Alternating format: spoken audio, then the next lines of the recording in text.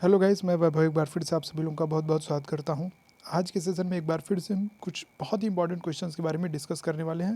तो चलिए शुरू करते हैं आज का सेशन। पहला क्वेश्चन हमारा है, चेरनोबिल परमाणु आपदा किस देश से संबंधित है। देखिए, ईवीएस के एग्जाम में ये क्वेश्चन कई बार पूछा जा चुका है और बहुत ही इंपॉर्टेंट क्वेश्चन है।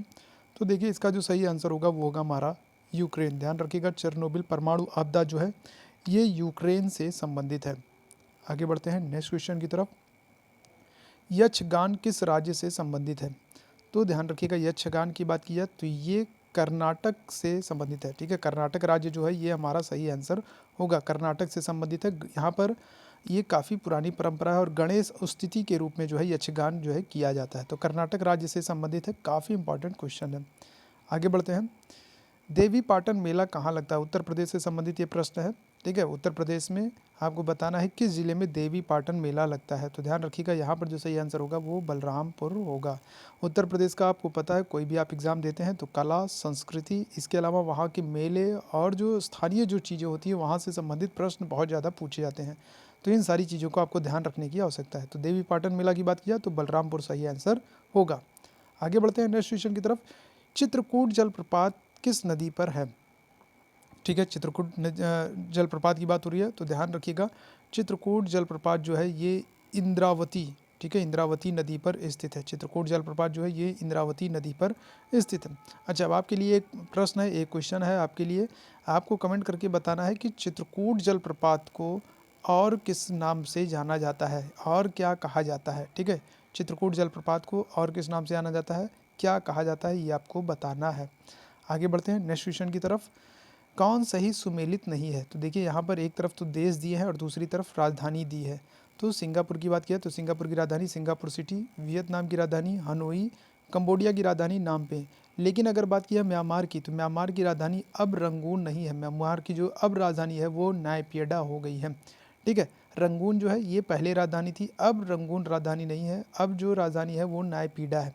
तो यहाँ पर जो सही सुमेलित नहीं है वो म्यांमार। ठीक है, ध्यान रखिएगा।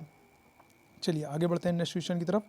चौसा युद्ध कब हुआ था। तो ध्यान रखिएगा, चौसा की बात की जा रही तो चौसा का युद्ध जो है हुमायूं और शेरशाह के बीच में 1539 में चौसा का युद्ध हुआ था। वहीं अगले ही वर्ष 1540 में कन्नौज या बिलग्राम का युद्ध हुआ था और इस युद्ध में पुनः हुमायूं की हार हो जाती है और जिसके बाद हुमायूं को भारत से बाहर निकल जाना पड़ता है। ठीक है, भारत छोड़कर बाहर चले जाना पड़ता है। तो ध्यान रखिएगा, चौसा युद्ध की बात की है, चौसा युद्ध जो है 1539 सही आंसर होगा। आगे बढ़ते हैं नेक्स्ट क्वेश्चन की तरफ। जादूगोड़ा किस राज्य में स्थित है। तो ध्यान रखिएगा, जादूगोड़ा जो है ये यूरेनियम के लिए प्रसिद्ध है, यूरेनियम की खान के रूप में प्रसिद्ध है और झारखंड राज्य में स्थित है। ठीक है, ध्यान रखिएगा, जादूगोड़ा जो है ये यूरेनियम की खान के लिए प्रसिद्ध है और झारखंड राज्य में स्थित है। आगे बढ़ते हैं। 2022 में राष्ट्रमंडल निशानेबाजी और तीरंदाजी चैंपियनशिप का आयोजन कहाँ किया जाएगा। ठीक है, तो 2022 की बात की जा रही, राष्ट्रमंडल निशानेबाजी और तीरंदाजी चैंपियनशिप। तो सही आंसर जो होगा वो होगा भारत। ठीक है, 2022 में राष्ट्रमंडल निशानेबाजी और तीरंदाजी जो चैंपियनशिप है इसका आयोजन भारत में किया जाएगा। लेकिन आपको कमेंट करके बताना है कि भारत के किस शहर में इसका आयोजन किया जाएगा। ठीक है, ध्यान रखिएगा कि आपको बताना है कि भारत के किस शहर में राष्ट्रमंडल निशानेबाजी और तीरंदाजी चैंपियनशिप का आयोजन किया जाएगा। आगे बढ़ते हैं नेक्स्ट क्वेश्चन की तरफ। बंगाल का पहला गवर्नर जनरल कौन था। ध्यान रखिएगा, यहाँ पर गवर्नर जनरल की बात की जा रही है। तो बंगाल का जो पहला गवर्नर जनरल था वो वारेन हेस्टिंग था। 1773 का रेगुलेटिंग एक्ट आता है और रेगुलेटिंग एक्ट के द्वारा वारेन हेस्टिंग को बंगाल का पहला गवर्नर जनरल बनाया जाता है। तो जो वारेन हेस्टिंग होगा ये हमारा सही आंसर होगा। चलिए आगे बढ़ते हैं। जारवा जनजाति मिलती है। ध्यान रखिएगा, ये क्वेश्चन कई बार पूछा जा चुका है, यहाँ तक कि पीसीएस के एग्जाम में भी ये क्वेश्चन पूछा जा चुका है।